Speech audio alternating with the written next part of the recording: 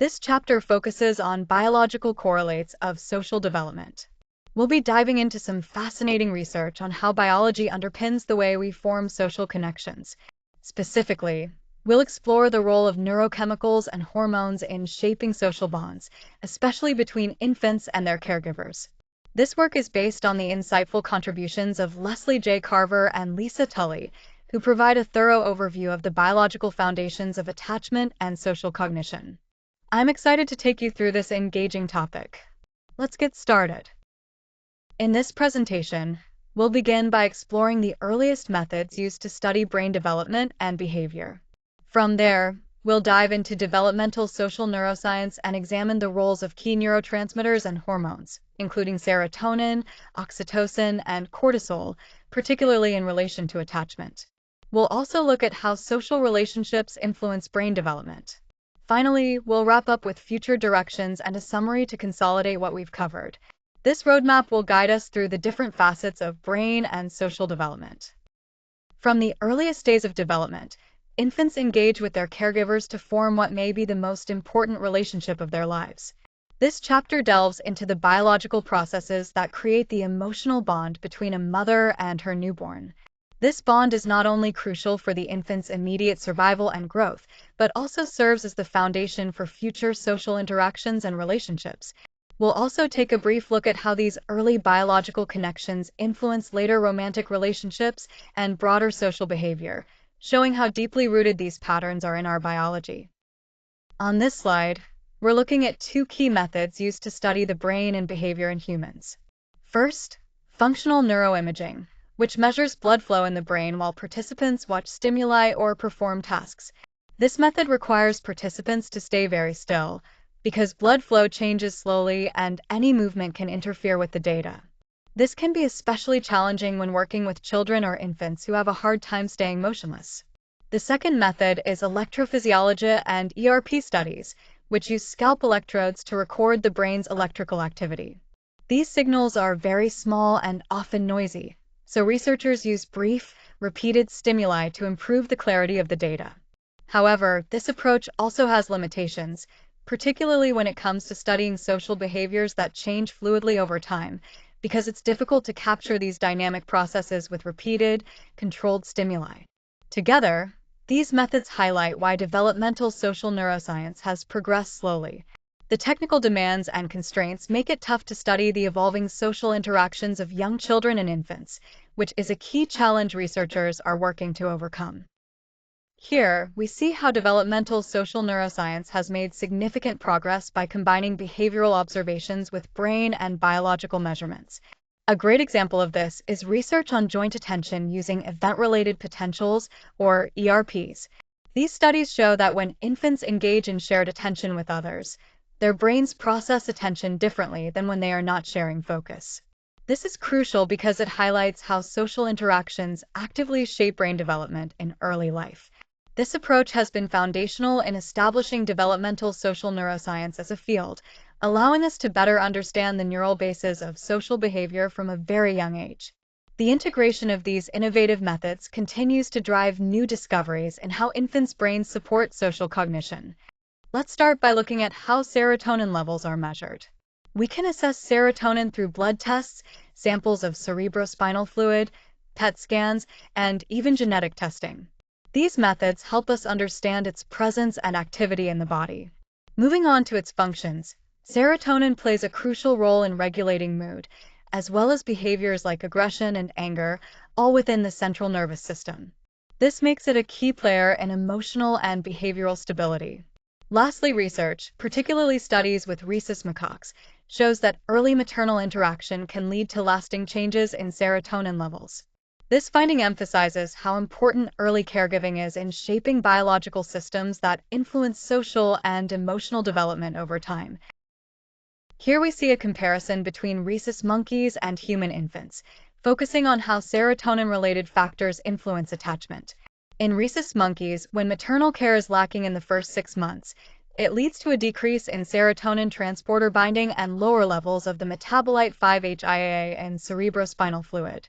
This reduction is linked to increased anxiety in the second year of life, and interestingly, These effects can pass down through generations based on maternal behavior. On the human side, genetic factors play a significant role. Specifically, infants carrying the short allele of the 5-HTT-LPR gene face a higher risk for insecure attachment if their mothers show low sensitivity. But the story isn't all risk. Those same infants benefit more than others when maternal care is nurturing and responsive, highlighting how gene and environment interact. By comparing these two species, we get a clearer picture of how biological and social factors intertwine to shape attachment, emphasizing the importance of both genetics and early caregiving in healthy emotional development.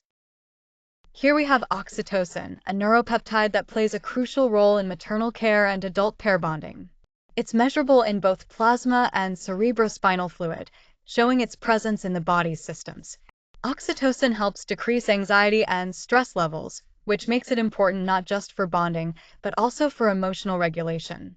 It enhances feelings of attachment and connection, which is why it's often called the love hormone. Additionally, oxytocin helps reduce the release of stress hormones, contributing to a calming effect. Overall, understanding oxytocin gives us valuable insight into the biological basis of social bonding and caregiving behaviors. On this slide, we're looking at how oxytocin, often called the bonding hormone, and its receptor binding play vital roles in attachment and social behavior across different species and life stages. Starting with rats, early experiences can actually change the way oxytocin receptors bind in the brain, which then influences maternal care behaviors when they grow up. Moving on to rhesus monkeys, research shows that early isolation leads to lower levels of oxytocin in the cerebrospinal fluid, which is linked to less social interaction and more solitary or repetitive behaviors. When it comes to children, those who have been institutionalized tend to have lower oxytocin levels, suggesting that early social deprivation can disrupt normal oxytocin function. Finally, in adults, higher plasma oxytocin levels are associated with stronger bonding to parents and a greater tendency to share emotional experiences with friends. Altogether, this evidence highlights how crucial early life experiences are in shaping the oxytocin system, which, in turn, supports healthy social attachment throughout life. Cortisol is often referred to as the body's stress hormone because it plays a central role in regulating how we respond to stress.